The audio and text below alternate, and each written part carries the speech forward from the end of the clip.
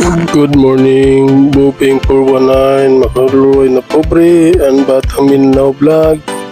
Still open naman tayo mga idol. Ready to serve naman tayo sa ating mga customers. Sipag at tiyaga sa mga ganitong hanap buhay. Ingat lang tayo palagi mga idol sa mga kababayan nating pumapasok sa kanilang mga trabaho. Lalo na sa nagmumotor, ingat lang palagi at magdasal sa Panginoon na iiwas sila sa mga disgrasya. Safety lang pagmamaneho. Balik tayo sa ating hanap buhay mga idol. Ingat, tiyaga lang tayo sa mga ganitong elaboration ng hanap buhay. Sipag at tiyaga lang. Binabati ko rin yung mga kababayan natin nasa ibang bansa. Good morning, good afternoon, good evening man.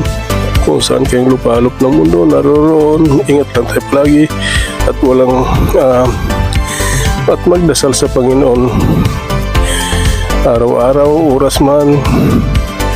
Huwag magpawala ng pag-asa. Sipag at tiyaga lang din sa ating mga trabaho at ingat lagi. Ang importante, alagaan natin ang sarili natin kasi mahirap magkasakit mga idol.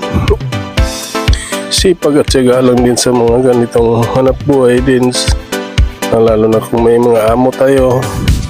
Sundin natin yung mga amo.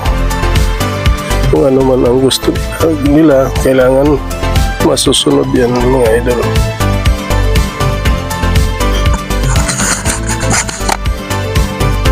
Mga idol, good morning ulit.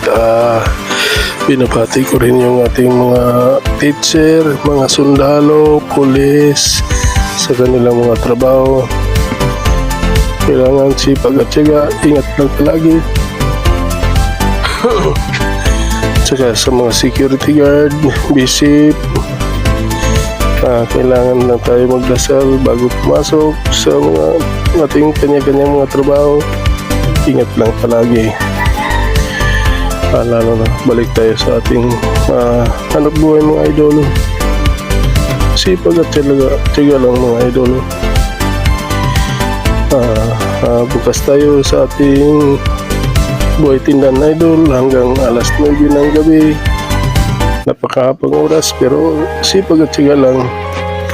Ingatan na natin ang sarili na huwag magkasakit at magdasal sa Panginoon mga idol.